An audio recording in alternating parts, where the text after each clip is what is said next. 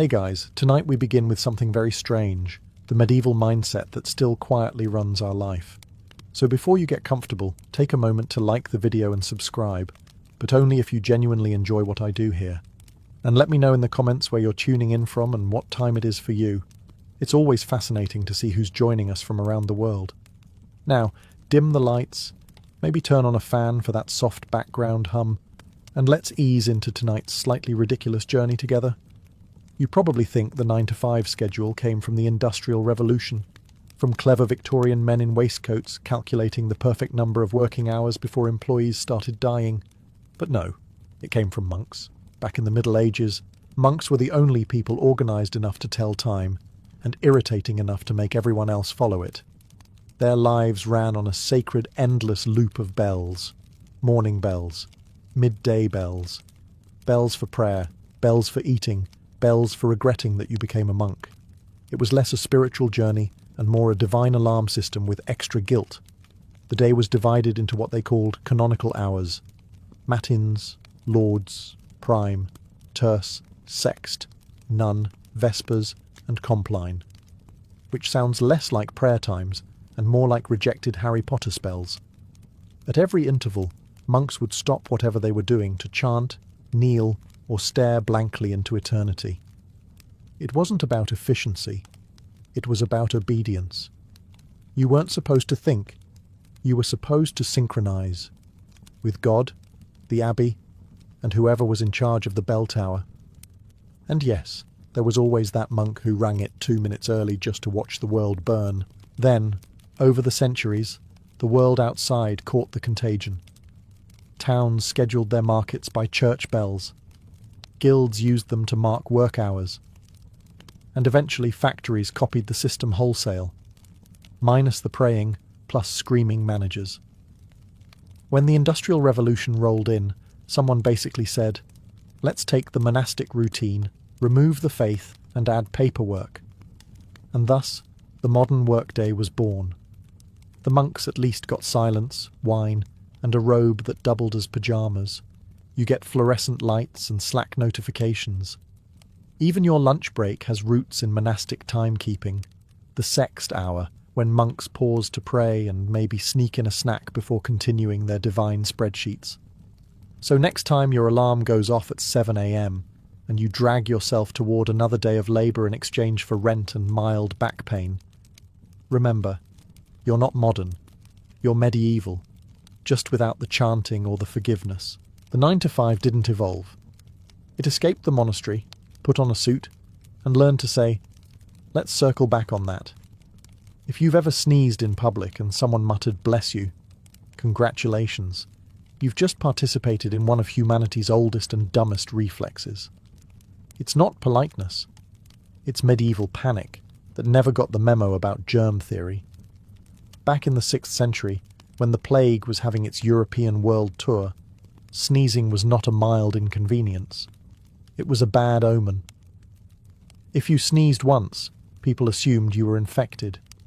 If you sneezed twice, they started dividing your possessions. The logic was simple. When you sneezed, your soul tried to escape through your nose. The devil, apparently lurking nearby, might seize the opportunity to snatch it mid-air. Enter Pope Gregory the Great, who in 590 CE decided that every sneeze needed divine intervention. He ordered the faithful to respond with, God bless you, effectively turning respiratory function into a team sport. Every bless you was an emergency prayer, a miniature exorcism for people with hay fever. The phrase spread faster than the plague itself. Soon, every village in Europe was collectively blessing each other into exhaustion. Nobody could sneeze in peace. Imagine the soundscape: church bells, roosters, and 40 villagers shouting, God bless you, every time someone inhaled pollen. And it worked. Not medically, but socially. Saying bless you became a way of proving you weren't the kind of monster who'd let your neighbour die unblessed. Refusing to say it was basically witchcraft. The superstition stuck. Even after centuries of science, hygiene, and vaccines, we still bless people who sneeze like it's 1348. No one believes their soul's escaping anymore, but we still panic at the sound of nasal explosions. Meanwhile, the only thing truly escaping during a sneeze is 100,000 droplets of bacteria at 100 miles per hour, directly into your face. And nobody blesses you for that. So next time someone sneezes and you instinctively mumble, "Bless you," just know you're reenacting a medieval ritual invented to keep Satan out of someone's sinuses. You're not being polite. You're participating in a 1,000-year-old mass delusion. And somehow, it's still considered good manners.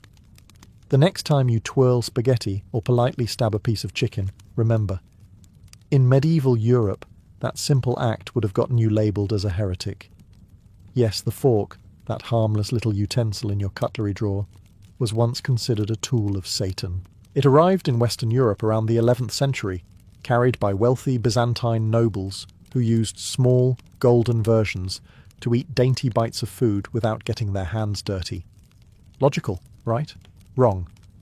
The church immediately had a meltdown. Clergymen declared that using a fork was an insult to God, because according to them, the Almighty had already provided the perfect eating tools, fingers. The idea that someone might prefer metal over flesh apparently bordered on blasphemy. One famous case involved a Byzantine princess who married into the Venetian royal family. She brought her gold forks with her, and the local priests lost their collective minds. When she died of the plague shortly after, the clergy smugly declared that her death was divine punishment for daring to use a shiny pronged stick instead of her God-given digits. For centuries, Europeans continued to eat with their hands like cavemen in fancy clothes. Even Renaissance nobles hesitated to use forks because it seemed unnatural. Knives and spoons were fine. One stabbed, one scooped, both biblical enough. But the fork? The fork had vibes. Ironically, people also started dying of foodborne illness because, shockingly, dirty fingers aren't hygienic. But no amount of dysentery could out-argue the church's logic. God made hands. Ergo, use them. It wasn't until the 17th century, when Italy's fashionable elite decided forks were elegant, that the rest of Europe caved. And as always, the English joined last, declaring forks effeminate until someone important used one in public.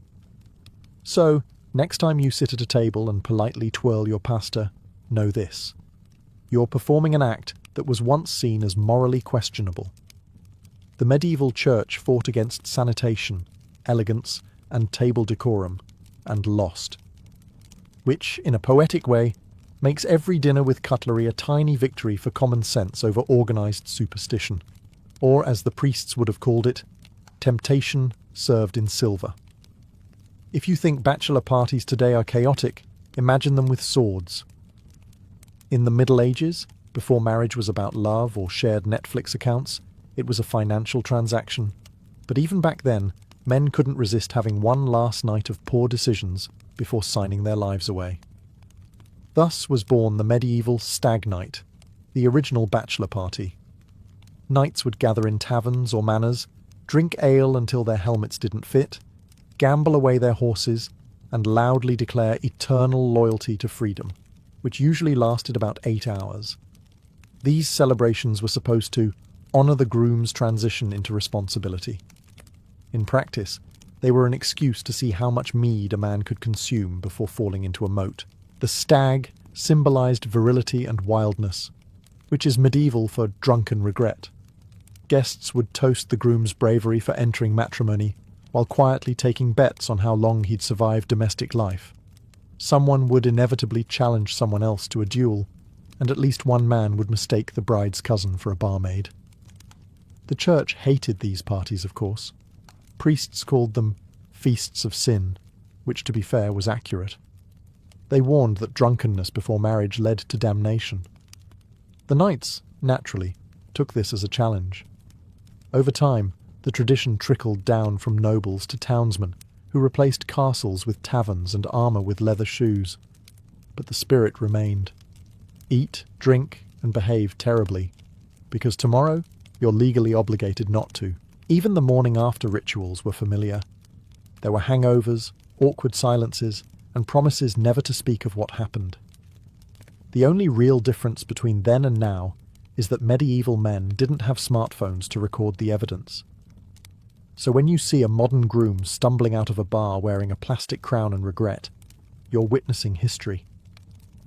It's the same tradition, just without the swords, the plague, and the moral authority of a guy named Sir Geoffrey trying to juggle flaming torches while yelling, "For love!" Bachelor parties didn't evolve. They just downgraded from chainmail to matching t-shirts. And somewhere, a medieval monk is still praying for all of them. When someone dies today, we instinctively dress in black. It feels respectful, somber, even timeless. But the truth is, it's just a medieval fashion trend that got wildly out of hand. The colour of mourning used to depend on geography. The Romans wore white to funerals, clean, symbolic, and excellent for reflecting heat, while you mourned under the Italian sun. But medieval Europe looked at that and said, "No. Let's make grief depressing and stylish." Black dye was expensive in the Middle Ages, which meant only the wealthy could afford to look properly devastated. Peasants, of course, couldn't afford sorrow in fabric form, so they wore whatever was clean, which, statistically, was nothing. The nobles, however, made mourning an event. Draped in black wool and veils, they wailed theatrically through the streets, because grief, like everything else, had to be performative. The church loved it. Black symbolized humility before God, and conveniently, it made the clergy's wardrobe choices look pious instead of lazy. Over time, the colour of mourning spread to every social class, because nothing says repentance like wearing something that absorbs both heat and despair. By the 14th century, black funerals were the ultimate power move. Kings died in black. Widows lived in black. Entire courts spent years in coordinated sadness. Queen Victoria later revived the custom centuries later by staying in mourning black for 40 years, a record-breaking emotional hostage situation. Of course, the colour eventually lost its religious meaning and just stuck. Now, we all show up to funerals dressed like accountants who misfiled eternity, because the Middle Ages decided grief needed a dress code. Ironically, the rest of the world didn't follow. In much of Asia, mourners still wear white, the colour of purity. In Africa, bright colours symbolise a life well lived. Meanwhile, in the West, we prefer to look like a collective tax audit for the dead. So next time you attend a funeral in black, remember, you're not channeling timeless reverence. You're just following a 1,000-year-old medieval fashion rule invented by rich people trying to look holy. And, as with all fashion trends, it's never really been about the dead. It's about proving you cared more stylishly than everyone else. Ah, the handshake. That sacred gesture of modern civility, professionalism, and the occasional bacterial exchange. It seems polite, friendly, even human.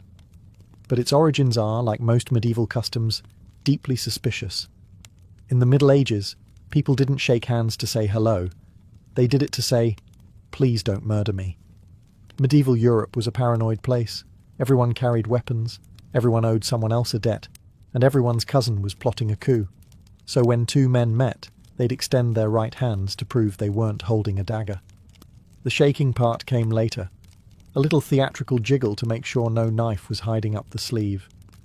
It was less a greeting and more a mutual weapons inspection. Knights, merchants, and even kings used it, though usually with a sword hand, trembling from the effort of pretending to trust someone. And of course the left-handed minority, eternally suspicious, were considered untrustworthy simply because their sword was on the other side. Medieval logic, flawless as always. By the 16th century, it evolved into a formal greeting among gentlemen, replacing bows and the ever-popular, awkward silence. It became a sign of equality, a way of saying, we are both free men, capable of stabbing each other, but choosing not to. Fast forward a few centuries, and the handshake somehow became professional. Businessmen turned it from a survival tactic into a networking ritual. The same gesture once used to ensure neither party was hiding a blade now seals multi-million-dollar deals, which, let's be honest, are just the modern version of duels, only slower and with lawyers. Even the pandemic couldn't kill it. Doctors warned us to stop shaking hands, and humanity collectively said, No, we'd rather risk plague than look rude. A very medieval mindset, really. So the next time someone grips your hand too tightly at a meeting, remember what they're really saying. I come in peace. For now. The handshake isn't a symbol of trust. It's a fossil from an age when trust could get you stabbed. And given how business still works, maybe it hasn't changed that much after all. If you've ever been told to chew with your mouth closed, don't talk while eating, or stop licking the knife. Congratulations. You're practicing ancient survival techniques invented by medieval people who were tired of dying from dinner. See, table manners didn't start because someone wanted to appear elegant. They started because medieval dining was horrifying. Picture a long wooden table covered in greasy trenchers, basically edible plates made of stale bread, with everyone using the same knife, the same bowl, and the same fingers. You didn't have your own utensils. You had hope. There were no napkins either. The standard etiquette was to wipe your hands on the nearest dog or neighbour. Monks complained about guests wiping their greasy fingers on scripture. And yes, there were rules against spitting on the table, which implies someone had to invent that rule the hard way. By the 13th century, disgust finally evolved into etiquette. Manuals began circulating. Books like The Book of the Civilized Man, which taught you not to scratch yourself while eating, blow your nose in the tablecloth, or examine your teeth with the knife. These were actual instructions, meaning they weren't obvious at the time. The upper class quickly turned hygiene into hierarchy. Peasants could eat with their hands, but nobles used manners to prove superiority, a sort of social fencing match using spoons instead of swords. Eventually, manners became moral. The church decided that proper behaviour at the table reflected a clean soul, because nothing says holiness like daintily slurping soup while believing in witchcraft. By the Renaissance, dining had turned from survival to performance. Banquets were less about eating and more about demonstrating that you weren't a barbarian. It was Instagram culture, but with trenchers. And yet, those same medieval rules are still with us. Don't burp, don't pick, don't shout. You're not doing them to look polite. You're doing them because, in another timeline, not doing them could have gotten you dysentery. You probably think the weekend was a modern invention, a triumph of labour unions, productivity science, or enlightened bosses who valued rest.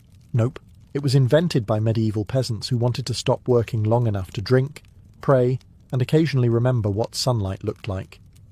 In the Middle Ages, there was no concept of a weekend. You worked until your body broke, then you worked slightly more. But the Church, in its infinite mercy, decided people should occasionally rest, not for health, of course, but to attend Mass and avoid sinning unsupervised. The church calendar was packed with feast days, sometimes up to 100 per year. These were religious holidays honouring obscure saints, the Virgin Mary, and occasionally events that sounded suspiciously like excuses for parties. Each feast day meant a day off work, free food, and the legal right to drink before noon. The nobility complained that peasants had too many holidays. One medieval bishop famously grumbled that the people work 1 day and rest 3. It's possibly the first recorded instance of a manager complaining about employee productivity. As the centuries passed, the Reformation trimmed the fat, literally cancelling dozens of saint days for being too fun. The Puritans, in particular, were horrified that people enjoyed resting, so they pushed for a stricter system. 1 mandatory day of rest, Sunday, which is how the Lord's Day slowly turned into your modern lazy day. Then came the Industrial Revolution.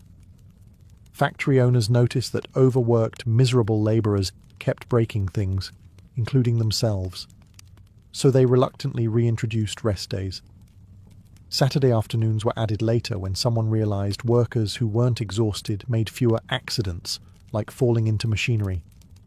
By the 20th century, the 2-day weekend had become official. 1 day for God, 1 day for hangovers. So the next time you collapse into bed on a Saturday night, remember, you're enjoying a tradition born from medieval religion, refined by Protestant guilt, and perfected by capitalism's need to make you love Monday again. The weekend wasn't given to humanity out of kindness. It was a holy compromise between sin, survival, and scheduling. And somehow, we're still thanking God for it. When you slide on a wedding ring today, you're not just declaring eternal love, you're reenacting a medieval property exchange. In the Middle Ages, marriage wasn't about romance. It was an economic transaction with decorative vows. Love came after the paperwork, usually followed by regret and joint land management. The ring wasn't a symbol of devotion, it was a receipt. The origin of the ring goes way back to ancient Egypt, where circular bands symbolized eternity. The idea travelled through Rome, where men gave rings to women as proof of ownership. By the time it reached medieval Europe, the church realized this was excellent PR, a symbol of faithfulness that doubled as a legal shackle. The ring was placed on the fourth finger of the left hand because people believed a vein of love, the vena amoris, ran directly to the heart. This was complete nonsense. Medieval science also thought headaches came from demons and that leeches had medical degrees. But the myth stuck, mostly because it sounded poetic enough to justify the expense of gold. Weddings themselves were barely religious until the church got involved. Before that, it was common law. You said, "I do," in front of witnesses, shook hands, and boom, legally married. The church saw a business opportunity. Soon, only unions blessed by clergy were valid, and rings became mandatory props. And don't be fooled. Those early rings were rarely worn by men. For centuries, the ring was a one-way symbol, a woman's visible sign of possession, not partnership. Husbands didn't start wearing them until the 20th century, when World War II soldiers began sporting rings to remember their wives, or remind everyone they were taken, even overseas. Now, the wedding ring is everywhere. A tiny halo of metal that supposedly represents love, trust, and eternity, until someone forgets it on the bathroom sink. So when you glance at that band of gold, remember what it really means. Not eternal romance, not divine blessing. It's a medieval merger agreement that survived every cultural collapse since the Crusades. You're not wearing a symbol of love. You're wearing a 900-year-old contract with better branding. In the Middle Ages, the average person's home made a modern studio apartment look like Versailles. Walls? Optional. Doors? Overrated. Privacy? A myth. Most people lived in single-room houses shared with family, animals, and whatever spirits were haunting the rafters.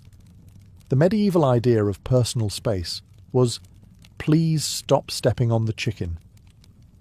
But then came fabric, that miraculous technology that could hide things without building new walls. Curtains started as practical objects, heavy drapes to keep out drafts, flies, and nosy neighbours. But soon they evolved into social statements. Nobles began hanging thick embroidered curtains around their beds, not just for warmth, but for dignity. These bed hangings were like portable bedrooms, creating the illusion of privacy in a hall filled with servants, snoring relatives, and the occasional bard. If you were wealthy enough, your bed had curtains so grand they could double as stage sets. Some even had inner curtains, privacy from your own spouse, apparently.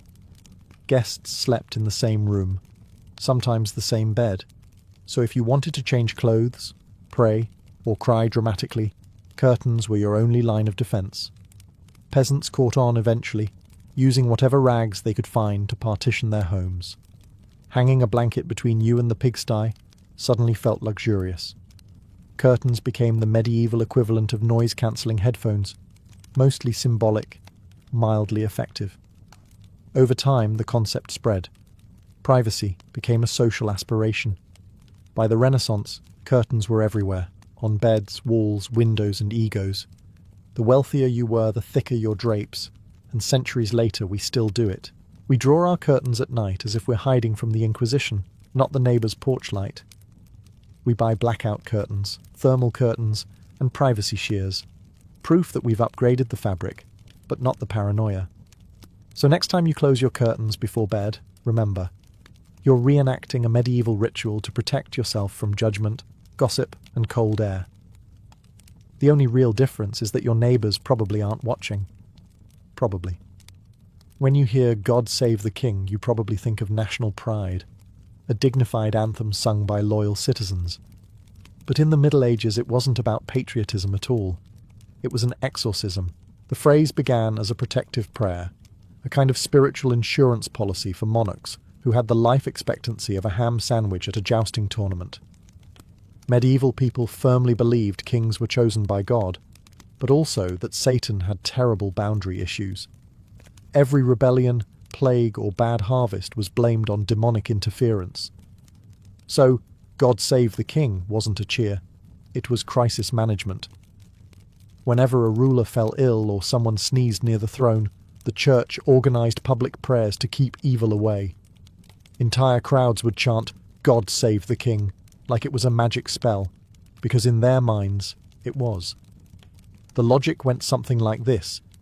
If enough peasants yelled the phrase loudly enough, God might hear over the screams of the dying. It worked exactly as well as you'd expect. Medieval kings still died, mostly from poisoning, warfare, or other kings. But people kept chanting, because superstition is the one political tradition humanity never reforms. By the 16th century, the phrase became ceremonial. It appeared in church services, royal processions, and desperate attempts to look loyal. Saying it out loud proved you weren't plotting treason, or at least not today. In a time when bad-mouthing the crown could get you executed, "God Save the King" was less about faith and more about self-preservation. The song version came much later, during the 18th century, when England turned this medieval emergency chant into a national anthem. What began as "Please don't let the devil kill our monarch" became "Please don't let France do it instead." And here we are centuries later, still singing it, hands on hearts, pretending it's about unity, when historically it was just crowdsourced holy water. So the next time you hear a stadium full of people belting "God Save the King," remember, you're witnessing a medieval ghost ritual. Only now it's televised. The idea of a day of rest sounds humane, maybe even progressive. But the medieval church didn't invent it to protect your work-life balance. They invented it to make sure you didn't skip Mass. In early medieval Europe, the church ran everything: your calendar, your conscience, and, if necessary, your afterlife. So they declared Sunday a sacred rest day, not because peasants needed a break, but because priests needed an audience. If you were caught working on a Sunday, you weren't breaking labour law, you were offending God. This wasn't a minor HR infraction, it was eternal damnation. Imagine explaining that in confession. "Forgive me, Father, for I weeded my garden during Vespers." The rule was clear: no ploughing, no weaving, no blacksmithing, and definitely no selling things, unless of course the church wanted to sell indulgences. That was fine, miraculously fine. Sermons warned that anyone who ignored the Lord's Day risked divine punishment. And because medieval Europe adored horror stories, there were plenty. One legend told of a man who tried baking bread on a Sunday. The dough turned into snakes. Another farmer sharpened his scythe and promptly dropped dead. The moral: God had opinions on your weekend hobbies. Naturally, enforcement was inconsistent. Lords and nobles still worked when they wanted, because divine law, much like modern policy, didn't apply to management. The peasants, meanwhile, were threatened with hell for trying to survive. When the industrial age arrived, people rediscovered the Sunday rule and rebranded it as family time. Employers called it moral, workers called it barely enough. And despite 1,000 years of progress, the logic stayed medieval. You rest, not because you deserve to, but because someone holier, richer, or louder said so. Today, most of us spend Sundays resting by doing unpaid labour, laundry errands and worrying about Monday. It's not quite holy, but it's traditional. So next time you feel guilty for checking email on a Sunday, relax. You're not defying God. You're just honouring the medieval legacy of working when you're technically not supposed to. And if your boss emails you about it, tell them your dough just turned into snakes. When someone calls you sir or ma'am, it feels polite, respectful even. But in the Middle Ages, those words didn't mean "I respect you." They meant I recognize you could legally have me executed. Titles of address were the linguistic armor of feudal Europe. Society was basically a human pyramid with kings at the top, peasants at the bottom, and everyone else crushed somewhere in between. Calling someone sir, short for sire, from the old French seigneur, was how you acknowledged that they owned your land, your livelihood, and possibly your spine. It wasn't optional either. If you met a noble and forgot to bow or failed to use their title, it wasn't a social faux pas, it was a crime. Etiquette manuals from the 14th century actually warned that a man of low estate must speak to his betters with reverence under pain of correction. Correction, of course, being medieval for public humiliation and light beating. Women had their own version, madam, short for madame, literally meaning my lady. That wasn't affection, it was ownership language. It told everyone that this woman belonged to a social class above yours, usually because she belonged to an actual man above yours. Over time, the titles softened.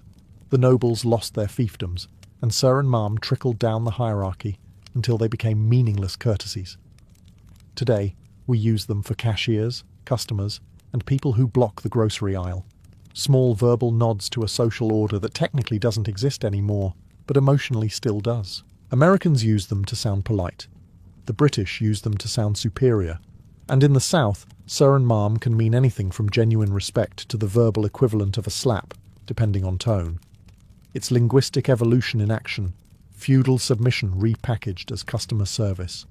So the next time someone calls you sir or ma'am, remember, you've just been addressed like a medieval landlord. You didn't earn authority, you inherited vocabulary. And when you say it to someone else, you're not being polite. You're just reenacting feudalism, with better manners and worse tips. If you've ever waited in line for a permit, signed a form that needed 3 other signatures, or emailed someone just circling back, you owe that experience to the Middle Ages. Bureaucracy, humanity's favourite way to look organised while doing absolutely nothing, was a medieval invention. Back then, kings couldn't run kingdoms alone. They needed literate people who could write down who owed taxes, who owned land, and who had been executed recently. Thus, the first clerks appeared, men in robes with quills, ink, and a supernatural ability to make small problems take forever. The Church perfected it. Every tithe, sin, confession, and miracle had to be recorded, stamped, and filed in triplicate. Medieval monasteries were the original offices, candle-lit cubicles filled with unpaid interns called novices. Their handwriting was exquisite, their morale was not. By the 12th century, royal administrations joined in. England's kings employed armies of scribes to record every cow, fence, and human soul in the realm. The result was the Domesday Book, history's first database, though slightly less searchable. It was meant to organise the kingdom. It mostly organised confusion. Soon, every government in Europe copied the idea. If something existed, it needed a form. Property disputes spawned scrolls longer than marriages. Births, deaths, and taxes all required signatures, seals, and witnesses. Losing your paperwork was practically treason. The real genius of medieval bureaucracy was its ability to create work for itself. For every law, you needed a record. For every record, a clerk. For every clerk, another clerk to check the first one's handwriting. It was a perfect self-sustaining ecosystem, a paper-based perpetual motion machine powered entirely by frustration. Fast forward to the modern world, and nothing has changed.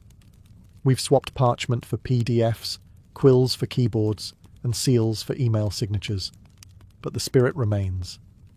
You still need permission to do things no one actually understands.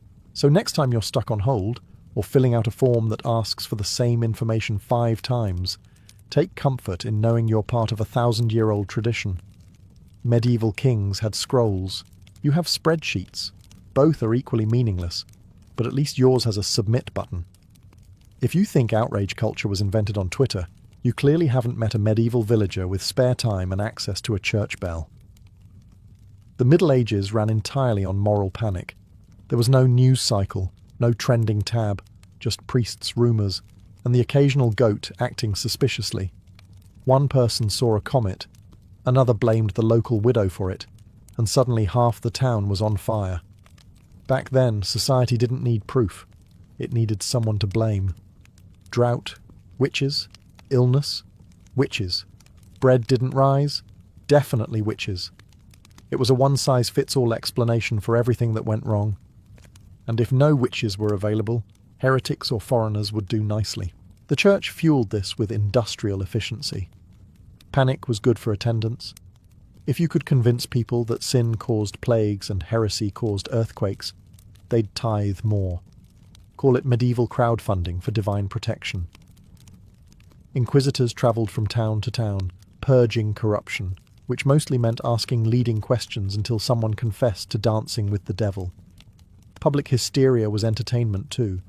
Witch trials were community events. People brought snacks. The same folks who cheered at executions would spend the next morning praying for mercy. A perfect balance of guilt and spectacle. And let's be honest, not much has changed. We just replaced the gallows with comment sections and the torches with Wi-Fi. Someone makes a mistake, everyone piles on, and by sunset, there's digital shouting, moral superiority, and no actual solutions. The same rhythm, just with better spelling. Medieval panic kept order through fear. Modern panic keeps engagement through algorithms. Both make you feel righteous while achieving nothing. It's a tradition so resilient it survived plagues, printing presses, and the Enlightenment, and still thrives every time someone says, "I can't believe you'd post that." Renaissance Rome was meant to be the beating heart of holiness, a city where saints prayed, pilgrims wept, and divine light bathed every corner. But if you peeled back the gilded facade of marble and fresco, you'd find something entirely different, a place where desire ruled as powerfully as faith. The same bells that called the faithful to Mass also tolled over a city drunk on its own vices. By the early 1500s, the Holy City was a paradox. Pilgrims arrived seeking salvation, yet the streets reeked of perfume and wine. The taverns around Piazza Navona were full of priests who had clearly forgotten their vows of chastity, and possibly sobriety. Noblemen strutted in velvet doublets, while courtesans leaned from their balconies, laughing as the church bells rang. Even confession, meant to cleanse the soul, became an erotic ritual whispered behind latticed screens. Everywhere you looked, temptation was sponsored by the very institutions meant to suppress it. Monks dabbled in alchemy and spent more time brewing aphrodisiacal potions than copying scripture. Nuns exchanged love letters hidden in the pages of psalters. Bishops hosted banquets that would make the pagan emperors blush, complete with roasted peacock, dancing girls, and wine that never seemed to stop flowing. And at the centre of it all stood the Vatican itself, the fortress of morality, or so it claimed. The papal palace was draped in virtue by day, but at night its corridors flickered with candlelight and laughter. Servants swore they saw mistresses slip through secret doors, and rumours spread of cardinals fathering more children than they could count. Rome, the city of saints, had turned itself into a Renaissance version of Las Vegas, if Las Vegas charged indulgences and quoted scripture while doing it. Yet, no one seemed truly scandalized. Hypocrisy had become an art form. A priest might preach about lust in the morning, visit his mistress in the afternoon, and commission a painting of the Virgin Mary that suspiciously resembled her by evening. It was an age where holiness was worn like jewellery, sparkling in the light, tarnished in the dark. Rome called itself the Eternal City, but I. At the peak of the Renaissance, the Vatican was less a monastery and more a royal court, complete with drama, ego, and scandal worthy of a soap opera. The Pope wasn't just God's representative on earth. He was often the richest, most powerful man in Italy, and sometimes the most corrupt. Nowhere was this more obvious than in the reigns of the so-called papal playboys, men who mixed sacred duty with personal pleasure as easily as wine with water. Take Pope Alexander VI, born Rodrigo Borgia, a man whose name became synonymous with sin wrapped in silk. He fathered at least 8 children, officially. Unofficially, well, Rome lost count. His mistress, the beautiful Vanozza dei Cattanei, lived openly in a palazzo near the Vatican, while his other lover, Giulia Farnese, was called the Pope's concubine by half of Europe. And while he preached virtue, his son Cesare Borgia carved a trail of blood across Italy, and his daughter Lucrezia was whispered to poison her lovers at banquets. The Borgias didn't hide their vices. They flaunted them in velvet robes embroidered with the family crest. But Alexander wasn't alone in his spiritual flexibility. Pope Julius II, nicknamed the Warrior Pope, spent more time wearing armour than vestments, leading armies instead of prayers. He was known to swear like a soldier and commission art like a king. Michelangelo's frescoes in the Sistine Chapel were, ironically, funded by a pontiff who had fathered at least one illegitimate daughter. Meanwhile, Pope Leo X from the Medici family treated the papacy like a Florentine bank account, throwing parties so lavish that even Roman nobles blushed. For these men, indulgences weren't just a church doctrine, they were a lifestyle. Their banquets mixed cardinals, courtesans, poets and painters, all swimming in gold and gossip. The Vatican treasury was drained not by crusades, but by carnival masks and mistresses. And yet, the faithful kept donating, believing the Pope to be the moral anchor of the world. Rome's streets knew better. When a new Pope was elected, the people didn't ask for his holiness. They bet on his lovers. The church had become a theatre of sin dressed in silk and incense. Behind every holy decree lay a heartbeat, lusty, ambitious, and entirely human. If the popes were the kings of sin, then the courtesans of Rome were its queens.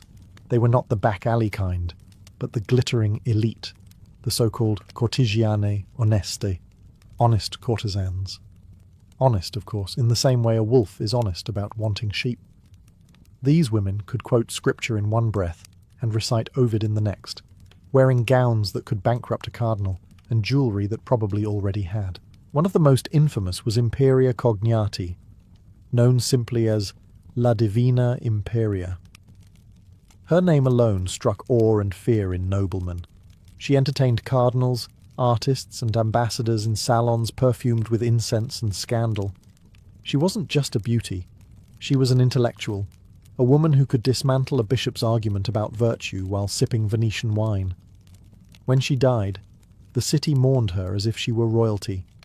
Even the clergy sent flowers, pretending it was out of Christian charity rather than fond memory. Then came Tullia d'Aragona, poet, philosopher, and rumoured lover of half the Vatican's secretaries. Tullia wrote essays defending women's right to pleasure, something that made priests choke on their communion wafers. Her home became a gathering place for artists and thinkers, where discussions about theology somehow always circled back to the topic of lust. These women navigated the dangerous game of Roman society like seasoned diplomats. In a city ruled by men who preached purity but practiced indulgence, courtesans became the most cunning players. They knew every secret, every affair, and every whispered promise made in candle-lit confessionals. A well-placed word from a courtesan could ruin a career or ignite a papal feud. And they weren't just tolerated, they were necessary. When diplomacy failed, Rome sent not soldiers, but smiles. Noblewomen lived under surveillance, but courtesans moved freely, their charms serving as unofficial ambassadors. Behind their painted lips and jewelled corsets, they held the true intelligence network of the Renaissance. Ironically, these sinners often showed more wit and dignity than their supposed moral superiors. They played the system that oppressed them and turned it into an art. While priests chased them in secret and poets immortalized them in verse, the courtesans of Rome proved that power didn't always wear a mitre. It sometimes wore a veil of silk. While priests and popes made headlines with their excesses, noblewomen of Renaissance Rome cultivated their own brand of scandal, one far more discreet but no less daring.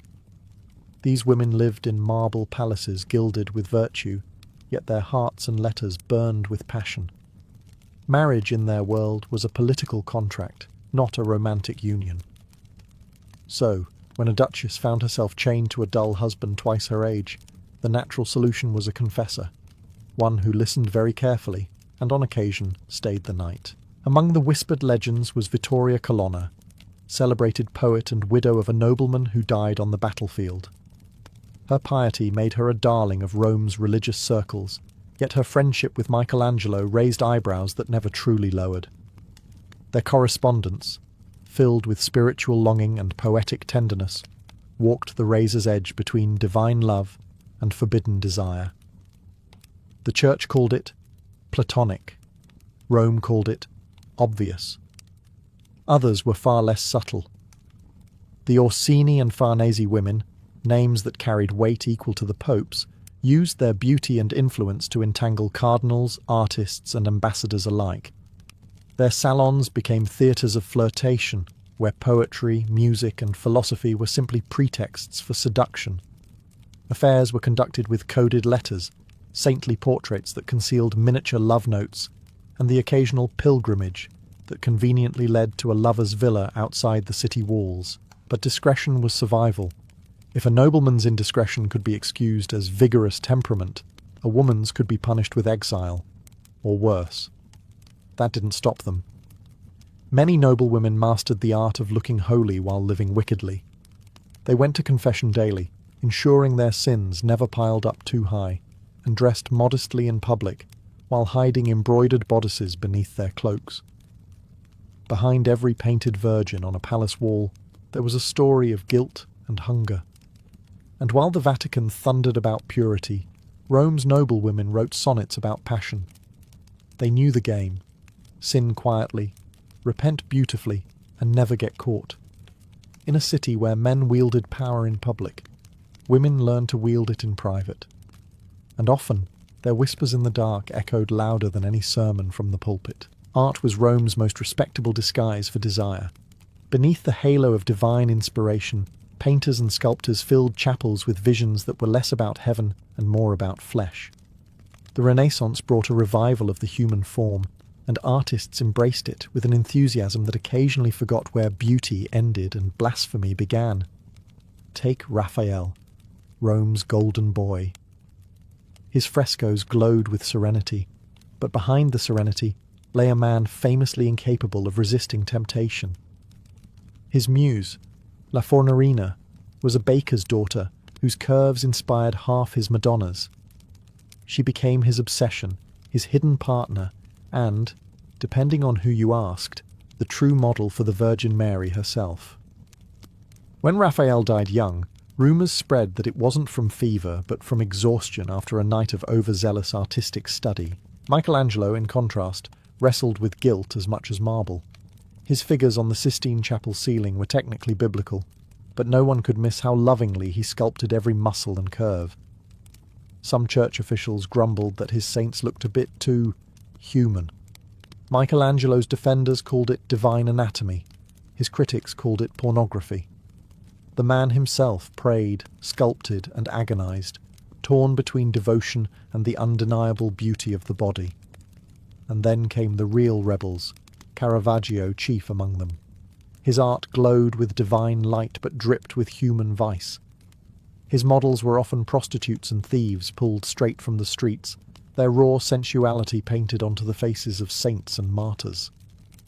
To him, holiness and sin were inseparable twins. His Judith beheading Holofernes was painted with such violence and erotic tension that viewers couldn't decide whether to cross themselves or look away. For every sacred commission, there was an unholy inspiration. Artists were paid by the church to glorify God, but in doing so, they also glorified the human body, the very thing the church warned against. Their studios were confessionals with paint and skin instead of rosaries. In Renaissance Rome, art wasn't just decoration. It was temptation made visible. Each brushstroke was a gamble between salvation and scandal. And as frescoes bloomed across the city's walls, so too did the rumour that God's greatest masterpiece was not the soul, but the naked human form.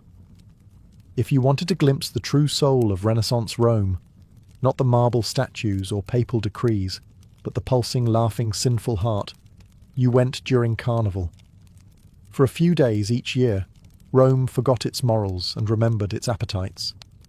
Masks hid faces, wine replaced sermons, and the line between priest and peasant vanished under the glitter of torchlight. During Carnival, even the church relaxed its grip. Cardinals attended masquerades to observe the youth, which usually meant chasing dancers until dawn. Monks wandered the streets drunk on spiced wine, quoting scripture with the confidence of men who hadn't read it recently. Even the Pope, safely behind Vatican walls, was said to peer from balconies, amused by his city's annual descent into chaos. The streets overflowed with symbolism and sin. Floats carried allegories of virtue defeating vice, though most spectators rooted for vice. Courtesans disguised themselves as nuns.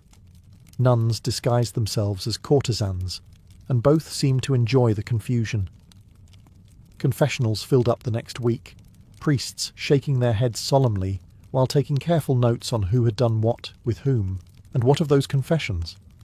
They became Rome's unofficial gossip network. A penitent might confess her affair with a married cardinal, only to find her sins recited back to her later by a smirking servant. Secrets had a short lifespan in the Eternal City. One monk even joked that in Rome the Holy Spirit didn't descend as a dove, it arrived as a rumour. The contradiction was spectacular. Sin was punished and celebrated at once. Carnival parades passed beneath frescoes of the Last Judgment. The same hands that tossed roses into the crowd clasped rosaries the next morning. The faithful blamed human weakness, as though weakness were the city's favourite sport. When the festivities ended, Rome washed its face and put its halo back on. The priests thundered about virtue. The nobles returned to their marriages, and the streets smelled again of incense instead of sweat and wine. But the memory lingered. Behind every saintly procession was a hangover, and beneath every Ave Maria whispered in penance there lurked a quiet, knowing smile, because everyone in Rome understood one thing. Forgiveness came cheap, but the pleasures of sin were priceless. No discussion of Renaissance Rome's moral collapse would be complete without the Borgias, the family that turned sin into statecraft. If ordinary Romans gossiped about lust and greed, the Borgias patented it. Rodrigo Borgia, who became Pope Alexander VI, ruled not like a shepherd of souls but like the godfather of an Italian crime syndicate, if the crime syndicate also issued indulgences. His Vatican was a stage for decadence. Witnesses spoke of banquets where courtesans dined naked, of rooms draped in silk and perfumed with scandal. One particularly infamous night, later dubbed the Banquet of Chestnuts, featured 50 dancers, cardinals tossing roasted chestnuts onto the floor, and guests crawling to collect them in a display of shameless indulgence. Whether the story was exaggerated hardly mattered. Rome believed it, and that was enough. Rodrigo's children were the real proof of his dual legacy. Cesare Borgia, the Pope's favoured son, was charming, handsome, and entirely ruthless. He murdered rivals with the same efficiency his father used to grant pardons. Cesare's sister, Lucretia, became a legend of her own, accused of incest, poisonings, and seductions, though much of it was likely propaganda spread by enemies. Still, her ability to manipulate the men around her, husbands, lovers, even popes, made her one of the most dangerous women in Europe. The Borgias blurred every line between holiness and hedonism. Their private vices spilled into public policy. Cardinals were appointed through bribery, sins were forgiven for gold, and marriage alliances were sealed with sheets instead of signatures. Rome had seen corrupt popes before, but never one who treated the papacy like a family business. Yet, in their defence, the Borgias were simply more open about what everyone else was doing in secret. While other families hid their excess behind Latin sermons, the Borgias wore theirs proudly, gilded and perfumed. They transformed the Vatican into both a brothel and a battlefield, depending on the day. When Alexander VI finally died, ironically after a banquet, Rome sighed in relief, but also in admiration. He had been a sinner, yes, but an unforgettable one. His reign left the church stained, his name cursed, but his legend immortal. In Renaissance Rome, the Borgias proved a timeless truth. In the right hands, sin could be the ultimate power. For all its outrage and sermons, the Church in Renaissance Rome was not merely a victim of sin, it was its enabler. The hierarchy thundered against lust from the pulpit, but behind those marble walls, coin purses clinked louder than conscience. Every indulgence sold, every absolution granted, was part of a grand economy of forgiveness. You could sleep with your mistress, confess it the next morning, and walk out spiritually spotless, so long as your donation was generous. This wasn't hypocrisy, it was business. Sin, after all, was reliable income. The Vatican's coffers swelled with money from those seeking redemption for pleasures they fully intended to repeat. In a sense, the Church had turned desire into a subscription service.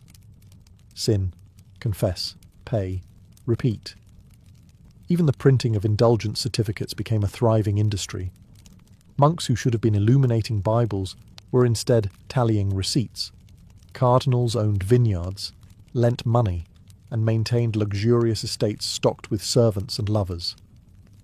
One bishop famously had so many illegitimate children that locals nicknamed his palace the House of the Lord and his extended family. And yet, these same men presided over inquisitions and moral trials, condemning peasants for sins that were practically Vatican traditions. When voices of reform began to rise, monks whispering that the Church had lost its soul, they were silenced or exiled. It was dangerous to accuse God's representatives of acting like merchants. Still, rumours of papal indulgence and debauchery spread faster than any decree. Even the faithful began to smirk when priests warned against temptation. They'd seen too many sermons end at the local tavern. The irony was divine. The more the Church preached against sin, the more it depended on it. Without lust, greed, and guilt, half of Rome's economy, and the other half of the Vatican's, would collapse overnight.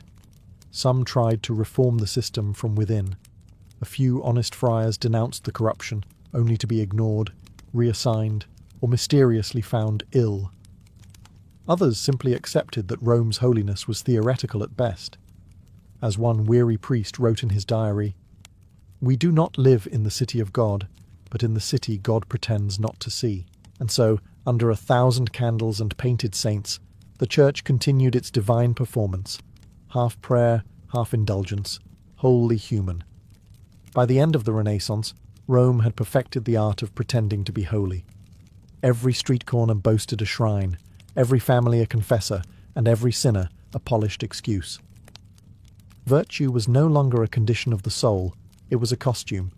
The city wore it proudly, stitched with silk, pearls, and just enough incense to mask the stench of hypocrisy. Men strutted into church with prayer books in one hand and love letters in the other. Women crossed themselves at Mass while discreetly meeting their lovers' eyes 2 pews away. Artists painted angels with the faces of their muses.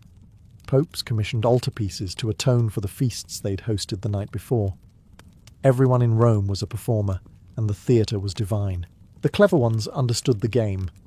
You didn't have to be virtuous, you just had to look virtuous. A tear at confession, a generous donation to the poor, a pious expression when someone mentioned sin.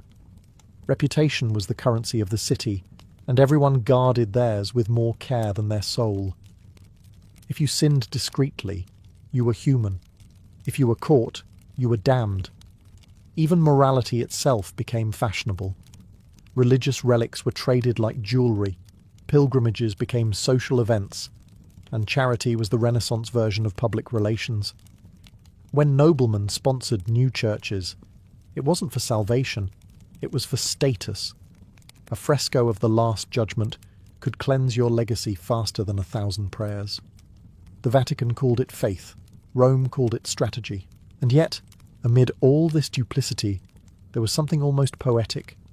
The city was corrupt, yes, but alive. Passion and hypocrisy danced together in perfect rhythm, giving birth to art, architecture, and ideas that still captivate the world. For every sin whispered in the dark, a masterpiece was born in the light.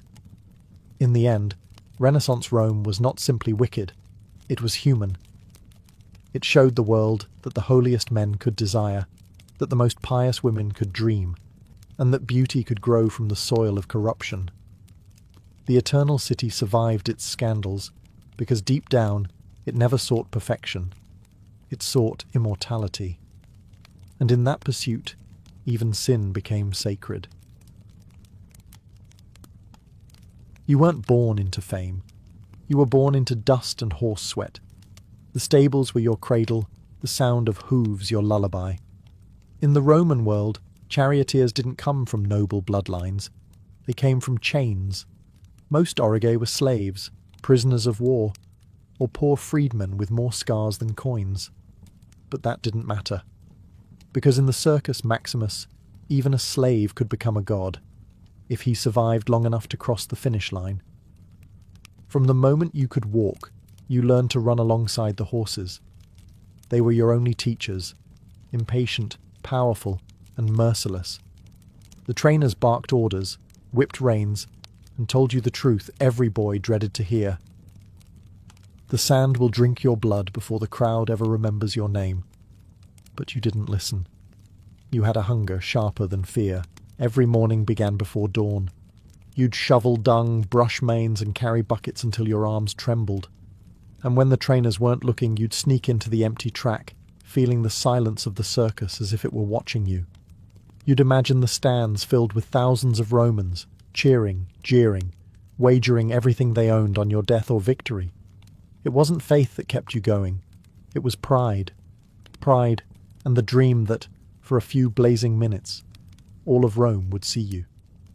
The Circus Maximus was the beating heart of the empire, more powerful than any temple, louder than any Senate debate. 200,000 spectators, their voices thundering through the marble seats. Men screamed, women fainted, and fortunes were won or lost in the time it took to complete 7 laps. No other stage offered such madness, or such glory. At night, you'd lie awake in the stables, staring at the oil lamps flickering against the walls. Somewhere in the distance, the noblemen slept in villas. But here, among the smell of straw and sweat, heroes were made. You didn't know if you'd die beneath the hooves or rise above them. You only knew one thing. One day, they'd chant your name. Not as a slave, not as a servant, but as the master of the circus, the charioteer who tamed the storm. The stables were your world, hot, noisy, and always one mistake away from death. You served the factions, the racing teams of Rome, each as fierce as a legion. There were the blues and greens, the reds and whites, 4 colours that divided the empire more passionately than politics or war. Every Roman had a side, from slaves in the taverns to senators in togas. The circus wasn't just entertainment, it was religion. And you were about to be its priest. You began as a stable boy, a shadow among giants. You brushed horses until your hands blistered, fed them barley mixed with wine, and learned to read their moods the way a soldier reads an enemy. These weren't ordinary beasts. They were athletes, warriors in harness, Spanish stallions, Nubian mares, Cappadocian chargers, creatures so expensive that emperors fought over them. They were sacred and savage in equal measure. But danger bred discipline. Rival factions sabotaged each other constantly. Buckles loosened, harnesses cut, feed poisoned. A single accident could end a career, or a life. You slept lightly, with one hand near your knife and the other over the reins. To protect the horses was to protect your future. The Dominus Factionis, your team master, ruled the stables with an iron whip. He taught you that trust was weakness and hesitation was death. He'd slap your shoulder and say, "If the horses don't fear you, boy, the crowd won't respect you." And yet, you couldn't rule by fear alone. You had to earn the horses' loyalty, their heartbeats syncing with yours when the chariot roared forward. That bond was your only armour. At night, the stables came alive with murmured prayers. Drivers traced charms on the horses' foreheads, invoking Neptune, god of horses and the sea. Others offered wine to Fortuna, the goddess of luck, because skill alone wasn't enough. One snapped axle, one loose strap, one heartbeat too late, and your body would be trampled into the sand before the crowd even gasped. Still, you stayed. You endured the heat, the sweat, and the constant risk. Because every lap around the circus promised something more intoxicating than freedom, immortality, and you were willing to burn in those stables until the gods noticed your fire. Your first day behind the reins wasn't a race. It was a battle against terror. The chariot was lighter than it looked, a fragile frame of wood and leather balanced on knife-thin wheels. One wrong move, one stumble from the horses, and you'd be dragged to your death before anyone could shout your name. The trainers called it learning. You called it surviving. Every sunrise meant drills. You learned to stand upright while the chariot rattled over uneven ground, the reins wrapped not in your hands but around your waist. That way, you could steer with your entire body. But if you fell, you'd be dragged until you were pulp.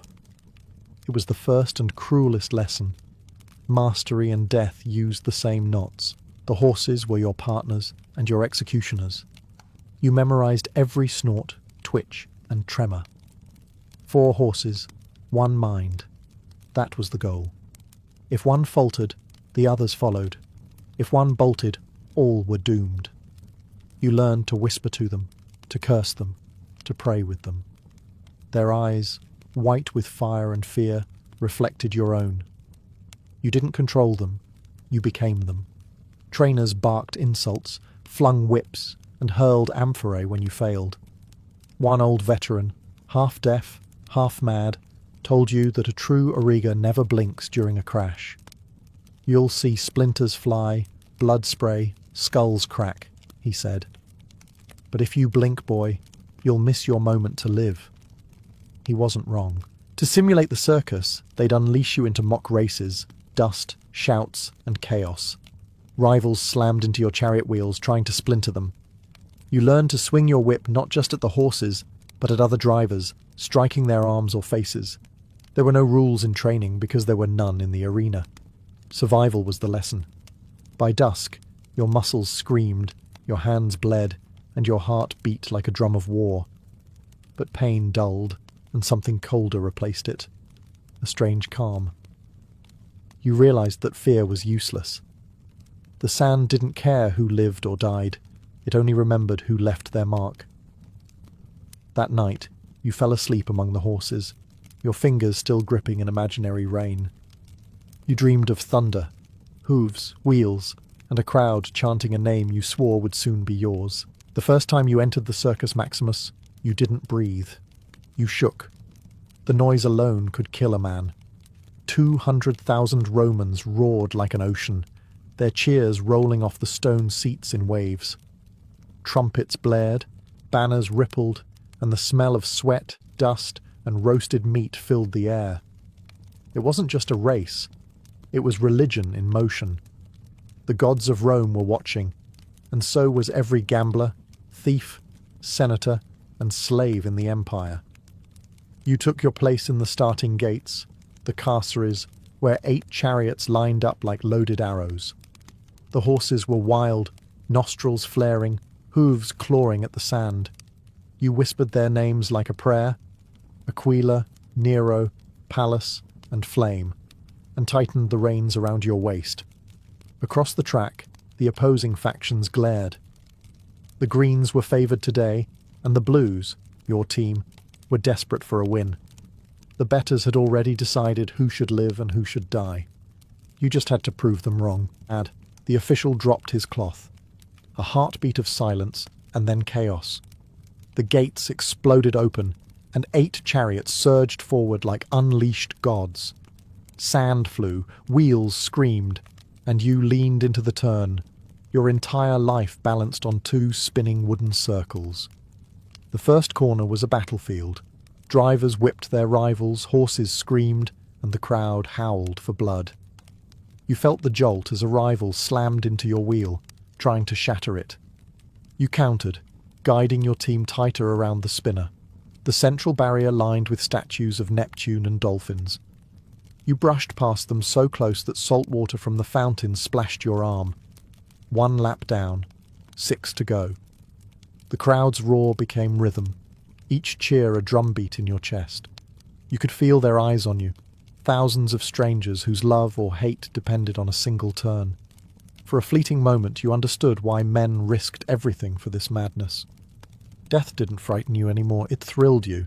When you crossed the line, you didn't know if you'd won or survived. The sand clung to your face like ashes, and your hands shook from the strain. But above the chaos, one thing was clear. The crowd was chanting. Maybe not loudly, not yet, but you heard it. Your name, and it was only the beginning. Victory in the circus was intoxicating, louder than thunder, sweeter than wine. When you won, the crowd's roar swallowed you whole. Women tossed garlands, gamblers wept with joy, and the emperor himself might nod in approval. You'd return to the stables like a conquering general, your horses steaming with sweat and pride. For a slave or freedman, no triumph in Rome compared. In a single afternoon, you could earn what a soldier made in 10 years, and with victory came everything else. Fame, gold, desire. Patrons lined up to sponsor you, politicians sought your friendship, and poets immortalized your name on wax tablets. The city whispered about your skill, your luck, your supposed charm. Even noble women, bored of marble husbands and arranged dinners, sent you secret messages. To Rome, you were no longer a man. You were a myth with a pulse. But the higher you rose, the sharper the knives became. Jealousy was the second language of the circus. Rivals plotted accidents. Fans rioted if their colour lost. And the same crowd that cheered you today would curse your name tomorrow. You learned to smile carefully and sleep lightly. Glory had a smell, and so did betrayal. Your winnings bought freedom from your master, but not from danger. Free men could race under their own name, and many did, until they died tangled in reins or crushed beneath horses. Statues were built for the lucky ones, but most orage ended up broken, their bodies buried in unmarked graves outside the city walls.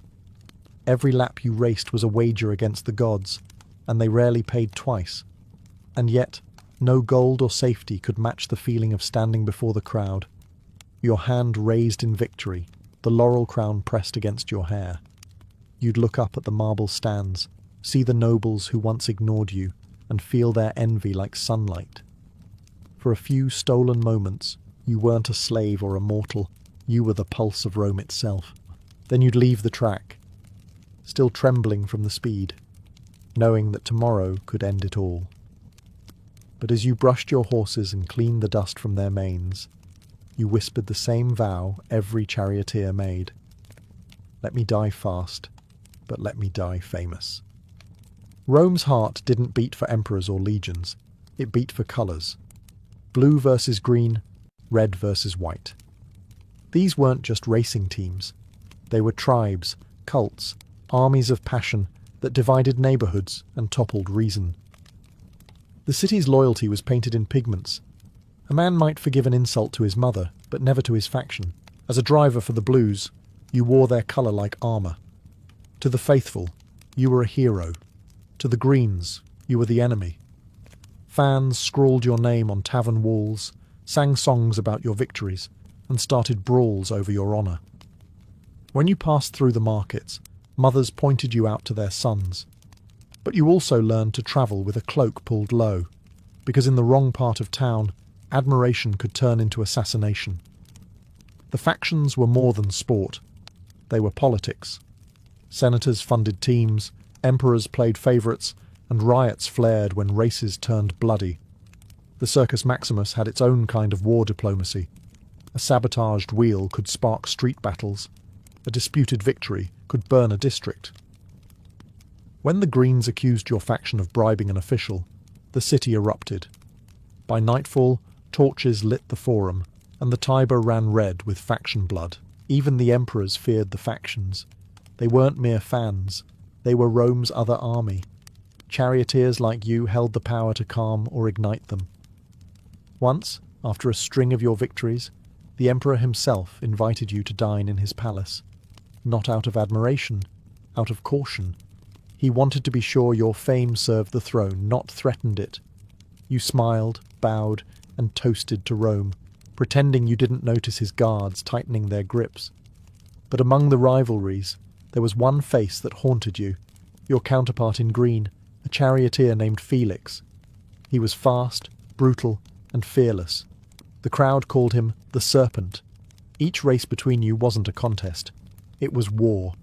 You'd meet eyes at the starting line, each knowing only one would leave the circus alive that day. The colours, the cheers, the glory, it was all blood and illusion. Rome didn't love its heroes, it devoured them. And as long as the crowd demanded danger, the circus would feed them. One crash, one corpse, one colour at a time. The circus was beautiful from the stands, but from the chariot it was a slaughterhouse. Death came quick, loud and merciless. One snapped wheel, one frightened horse, and you were done. The Romans even had a word for it, naufragium, a shipwreck, because that's what a crash looked like. Wood splintering like waves, bodies flung into the air, and screams swallowed by the crowd's roar. You saw your first one at 16. The driver ahead of you misjudged the turn around the Spina. His wheel clipped the barrier, shattered, and sent his chariot spinning. The horses panicked, dragging him by the reins as his body bounced across the sand like a broken doll. You smelled the blood before you saw it. The crowd erupted, not in horror, but in ecstasy. Death was their favourite finish line. Every race was a gamble with fate. You learned to watch for the warning signs, the flicker in a horse's gait, the wobble of a rival's wheel, the tension in the reins.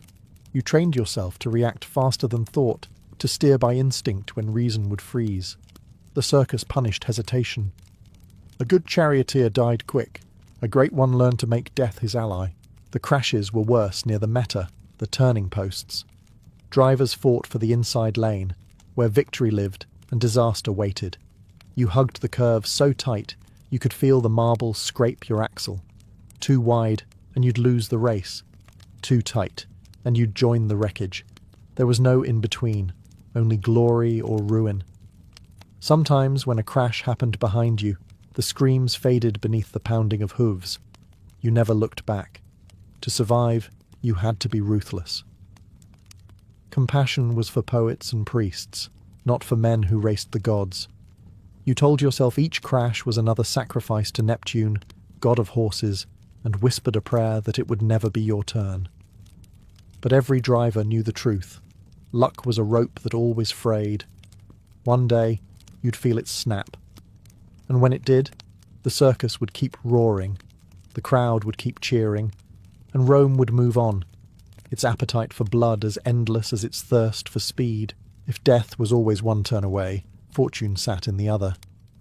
For the few who survived long enough, chariot racing was the quickest road from slavery to staggering wealth. Rome adored its winners with the same frenzy it used to crucify its losers. You began as property, but with every victory you became something rarer, a man who owned his fate. Your winnings grew faster than the crowds could shout your name. Bags of silver, laurel crowns, fine cloaks and golden goblets, spoils once reserved for generals, were yours. You bought your freedom first, then your house, then horses of your own. Men who once spat at your feet now bowed when you entered the tavern. Senators nodded to you in the forum, pretending they didn't remember your slave brand. You smiled, because you knew they did. Women followed too, some for love, most for legend. Courtesans, noble widows, even priestesses found reasons to pray with you. Fame turned everything you touched to excess. Banquets lasted until dawn, your name echoing in drunken toasts. You spent money like sand through your fingers because the gods had made you fast, but not immortal. And yet, the higher you climbed, the lonelier the air became.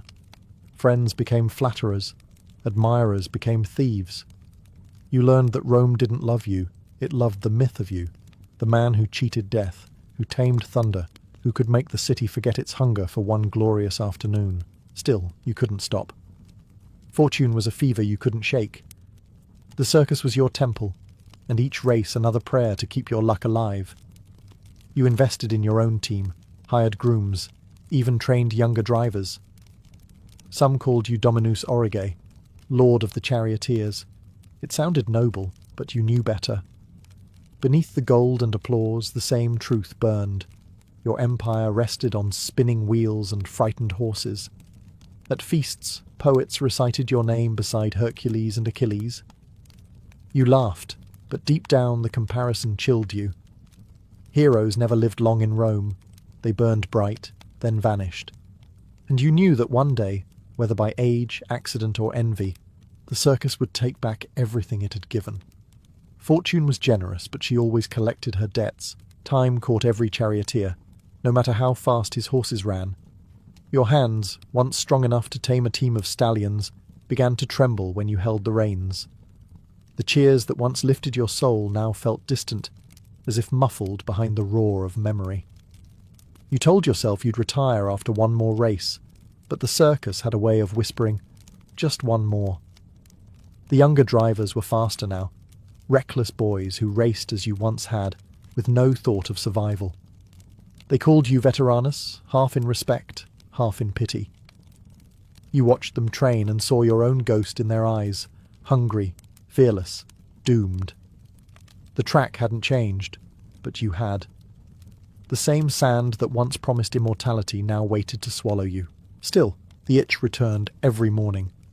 You couldn't ignore the sound of wheels rattling, the thunder of hooves, the intoxicating pull of danger.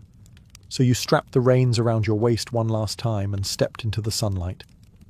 The crowd erupted, not out of routine, but out of recognition.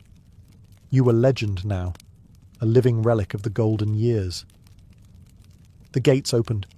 The horses lunged forward, and for a heartbeat you felt 20 again. The wind tore at your tunic, sand stung your face, and your pulse matched the pounding of hooves. You hugged the meta tighter than you should have, pride overriding sense. Behind you, a rival's wheel clipped your axle. You felt the jolt, the violent shudder, the whisper of fate. Then silence. For a heartbeat, everything slowed. The sunlight on the marble statues, the hiss of the crowd's breath, the moment before the crash. You didn't pray. You just smiled. You had always known the circus would take you this way. When the wreck came, the crowd roared, not in grief, but in awe. They said the horses ran 3 more laps before stopping, that the sand turned crimson beneath them. They carried your broken body from the track, draped in the blue colours of your faction, and buried you beneath a small monument outside the city walls. The inscription read, "He rode with the gods. He fell like a storm. And somewhere beyond the roar of the circus, you still race, forever chasing the thunder." Long before the pyramids pierced the horizon or temples echoed with hymns to Ra, the true lifeline of Egypt was already at work, the Nile. It wasn't just a river, it was an engineer of worlds, carving life out of desolation. Each year, like clockwork, it rose from the heart of Africa, swelling with the rains of distant lands and spilling its gift across the parched valleys of Egypt. When the waters came, they brought silt, rich, dark, and miraculous. Without it, Egypt would have been nothing more than a kingdom of dust and wind. To the Egyptians, the flood wasn't a natural event, it was divine rhythm. They didn't just watch the river, they listened to it. The rise of the water meant rebirth, and its retreat meant the beginning of the harvest. Every life, from the poorest farmer to the most powerful pharaoh, depended on that pulse. The entire calendar revolved around it, 3 sacred seasons: Akhet, the flooding; Pere, the growing; and Shemu, the harvest.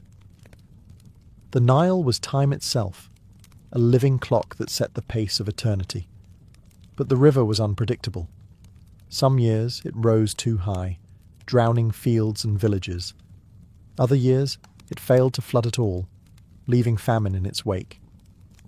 So the Egyptians did what humans always do when faced with the whims of nature. They learned to shape it. They measured its depths with nilometers carved into temple stones, recorded its moods, and built a science around its behaviour. Over generations, they transformed a wild river into a precision instrument.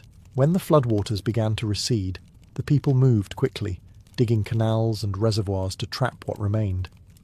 Each family took up its part in this yearly ritual, turning mud and water into order. What began as survival evolved into mastery. Egypt didn't just live by the Nile, it engineered it. In the shimmer of its waters, civilization found its reflection.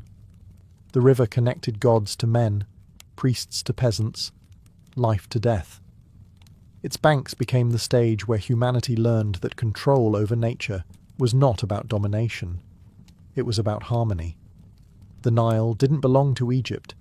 Egypt belonged to the Nile, and it would keep shaping her destiny for thousands of years.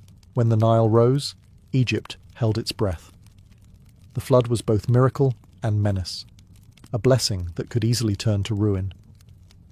For centuries, survival meant predicting the river's moods, and so the Egyptians became mathematicians, astronomers, and engineers long before the words existed. They measured the world not by stars or empires, but by water. The priests of Heliopolis watched the sky, marking the annual rising of the star Sirius, Sopdet, which heralded the coming flood. Its appearance in the dawn sky was no superstition. It was a signal from the heavens that the Nile was on its way. Villagers would cheer when they saw it, because it meant life had been renewed. But predicting the flood was only half the battle. Controlling it was the real test. Along the riverbanks, workers dug canals that stretched for miles, guiding the waters into basins and channels. With wooden shovels and stone picks, they carved Egypt's first arteries of irrigation. The engineers divided the land into fields, bordered by low earthen walls that trapped the floodwater and let it soak slowly into the soil. When the waters withdrew, they left behind perfect moisture for planting barley, flax, and wheat. This wasn't chaos, it was geometry. The fields were measured with precision, each plot mapped and taxed according to its fertility. Surveyors, called rope stretchers, walked the land after every flood to redraw boundaries washed away by the current. Their ropes weren't just tools, they were the birth of mathematics itself, but nature never fully obeyed. When the river failed to rise, drought devoured everything. When it flooded too high, entire villages vanished under the surge. To tame it, the Egyptians built dikes and embankments, sometimes even small dams of stone and mud. These works required not just muscle, but unity, a society that could move tens of thousands of men with a single command. The Nile wasn't merely a source of food, it was a proving ground for organization, labor, and genius. It demanded constant vigilance and rewarded discipline. Over generations, Egypt learned the art of cooperation through water. And as the river obeyed, it taught its people something timeless: that civilization is not built by conquest, but by rhythm, by mastering the flood without defying it. To the ancient Egyptians, time itself flowed from the Nile. The river's pulse shaped the calendar, the rituals, even the emotions of an entire civilization. While other cultures marked the years by the movement of kings or the whims of war, Egypt measured existence by the rise and fall of the water. Every year was a cycle of death, rebirth, and harvest, played out not in temples or palaces, but in the river's current. The Egyptians divided their year into 3 great seasons. Akhet, the inundation, when the floods swallowed the fields. Pere, the growing season, when crops sprouted from the black silt. And Shemu, the harvest, when the earth gave back what the Nile had promised. Each season lasted 4 months, each month 30 days, plus a handful of festival days added to please the gods and balance the cosmic order. The rhythm was mathematical, but its meaning was spiritual. When the star, Sopdet, Sirius, rose in the eastern sky just before dawn, it signalled the start of Akhet. Priests at temples along the river watched for it with sacred precision. They believed this shining herald was the goddess of the flood herself, her light awakening the sleeping Nile. It was the Egyptians' first astronomical prediction, a cosmic calendar that united heaven, earth, and water. Every village had its rituals to welcome the flood. Farmers sang to Hapi, the god of the Nile, offering bread and beer to ensure the waters rose just enough. Not too little to starve them, not too high to drown their homes. The flood's arrival wasn't just anticipated, it was celebrated like the return of a god. The flood calendar gave the Egyptians something no other early civilization possessed: predictability. They knew when to plant, when to harvest, when to store grain. The Nile turned chaos into order, nature into schedule, survival into tradition. Time, once wild and unknowable, now ticked with the certainty of a clock made of water. In the world beyond Egypt, seasons meant fear. But here, the people of the Nile faced the future with calm. They didn't resist the river's rhythm, they lived by it. In its steady heartbeat, they found eternity, measured not in years or rains, but in floods. The Egyptians didn't just wait for the Nile, they shaped it. Every canal, basin and reservoir was a thread in the grand tapestry of an engineered landscape. The early pharaohs understood that whoever controlled the water controlled the kingdom. Power flowed through ditches and dikes as surely as it did through thrones and crowns. The first canal builders were visionaries with shovels. Using only simple tools, wooden ploughs, baskets and copper adzes, they redirected the river's flow, carving channels through the desert like veins through a body. These canals turned the unpredictable flood into a predictable harvest, guiding water to fields miles from the main riverbanks. With every project, Egypt became less at the mercy of the Nile's moods and more the master of its rhythm. By the Old Kingdom, irrigation had become a state enterprise. Thousands of labourers worked under the watch of engineers and scribes, each basin measured and recorded. Canals weren't just practical, they were political. When a pharaoh ordered a new network of waterways, it wasn't only to feed his people, it was to prove his divine authority. The god-king didn't simply pray for floods, he commanded them. One of the earliest great works was said to be the Bar Yusuf, the Canal of Joseph. Whether myth or memory, it carried water from the Nile to the Fayum Depression, turning a barren basin into Egypt's oldest reclaimed farmland. Centuries later, it would still feed villages, a living monument to ancient hydrology. Even desert towns were bound by the flow. Irrigation transformed their economies and their loyalties.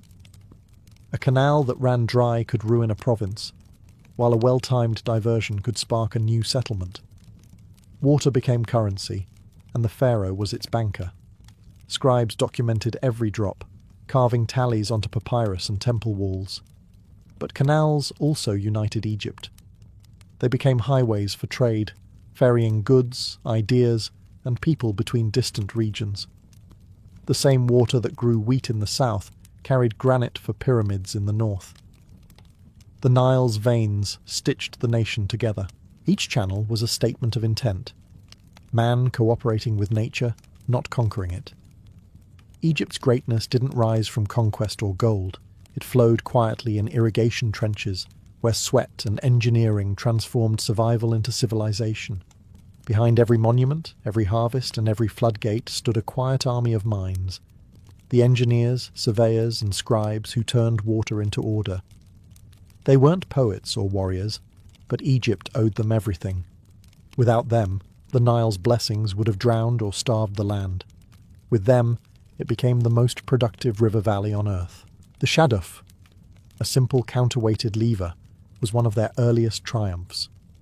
With it, a single farmer could lift buckets of water from canal to field, feeding crops by hand when the floodwaters had retreated. Later, the sakia, a water wheel powered by oxen, multiplied that effort. What began as manual toil evolved into mechanical rhythm. Egypt's first machines born from necessity, not luxury. But the real geniuses were the surveyors, known as the rope stretchers. After every flood, when boundaries vanished beneath the silt, they paced the fields with knotted cords, measuring anew. Their work wasn't guesswork, it was geometry. Angles, distances, and proportions were the tools of empire. The knowledge they gathered shaped both the fields and the foundations of temples and tombs. From water levels came symmetry, and from symmetry, civilization. Then came the scribes, the record keepers of the flood. They tracked water heights with nilometers, stone pillars marked with carved cubits, stationed at temples like Elephantine and Philae. These sacred gauges transformed a natural event into data. When the water rose higher than expected, they warned the farmers. When it fell too low, they prepared for famine. The priests interpreted the numbers as divine messages, but the engineers knew they were simply reading the river's pulse. Even the pharaohs relied on these calculations.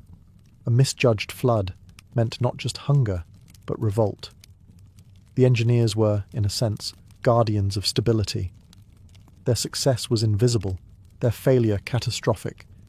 They didn't wear crowns, but they held the kingdom together. Every brick of the pyramids, every loaf of bread in a worker's hands, began with their measurements. They bridged the gap between gods and men, between chaos and control. Their mathematics flowed downstream into the very structure of Egypt itself. In a world ruled by divine order, they were the quiet priests of precision, the architects not of temples, but of life. To the ancient Egyptians, the Nile wasn't a river, it was a living god. Its floods were divine moods, its currents sacred speech. They called it Hapi, the bringer of abundance, the lord of fish and grain, the blue-skinned deity whose body ran through the veins of Egypt itself. Every drop of water was his blessing, and every drought his silence. When the flood came each year, priests led ceremonies at the riverbanks. Offerings of bread, beer, and flowers floated downstream, meant to please Hapi and coax him into generosity. In the temples of Thebes and Memphis, hymns were sung not to conquerors or kings, but to the river that sustained them all. "You flood the fields," they chanted. "You give life to all that lives. You are the god of bread." The flood wasn't chaos. It was divine order in motion, a proof that Ma'at, the universal balance, still governed the world. If the waters rose too high or too low, it was a warning that harmony had been broken. The pharaoh, as the earthly embodiment of Ma'at, carried the sacred duty of maintaining that balance. When the Nile failed, so did his legitimacy. The river wasn't just water, it was politics, theology, and prophecy woven together. Yet the Egyptians didn't fear the Nile the way others feared their gods. They revered it with familiarity, almost tenderness. They painted Hapi as neither male nor female, but both, fertile, round-bellied, generous. He symbolized abundance without violence, creation without conquest. Even death was tied to his gift. When the flood receded, the rich black silt it left behind was called Kemet, the Black Land. It was from this word that Egypt took its ancient name. Festivals marked the inundation's arrival like the dawn of a new year. Children danced in the streets, farmers sang as they repaired their dikes, and priests announced the rising waters with drums and incense. For a few precious weeks, Egypt was united, not by ruler or war, but by water. The Nile's rhythm wasn't simply agricultural, it was spiritual architecture. Each rise and fall was a heartbeat in the body of a god, and through that god, Egypt found immortality. Empires would rise and crumble, but as long as Hapi returned, life and faith would begin again. Every summer, as the Nile's floodwaters spread across Egypt, they carried a silent gift, fine, black silt. To the Egyptians, this was not mere mud. It was the river's voice, the language of creation itself. When the waters withdrew, they left behind a thin, glistening layer of life, rich with minerals from mountains far to the south. This black soil, Kemet, was the difference between feast and famine, between civilization and sand. The farmers knew its texture by touch alone. A handful of Nile silt, smooth and dark, was worth more than gold. It grew wheat, barley, flax, papyrus, everything that fed both body and empire. Each family had its plot, marked by ridges of earth that trapped the water. Once the floods receded, oxen ploughed the damp fields, and workers cast seeds into the gleaming mud. Within weeks, the land erupted into green, a miracle so regular it felt divine. Scribes recorded each year's yield, comparing it to the height of the flood. From these notes, patterns emerged. Low floods meant thin harvests and rising grain prices. Generous floods meant surplus and stability. Over centuries, this quiet observation became science. Egyptian farmers didn't just plant, they forecasted. They learned to listen to the silt, to read its weight, colour and spread. The texture of the soil even shaped Egypt's cities. Villages rose on higher ground to escape the floods, while fields stretched in long ribbons along the riverbanks. The narrow green valley, hemmed in by desert, created a sense of focus, a civilization perfectly balanced between chaos and order. Each year, the Nile erased and redrew the landscape, forcing Egypt to adapt, to rebuild, to remember. In a way, the flood wrote history. Temples and tombs were built of limestone, but the foundation of Egypt's story was mud, wet, black, eternal. Even the pigment on their frescoes came from the same silt that nourished their crops. The Nile wasn't just feeding Egypt, it was painting it. When foreigners saw the river's bounty, they envied its magic. But to the Egyptians there was nothing supernatural about it. It was partnership, not miracle. The Nile gave, and they listened. The silt was the handwriting of the gods, and Egypt learned to read it fluently, year after year. Controlling the Nile's gift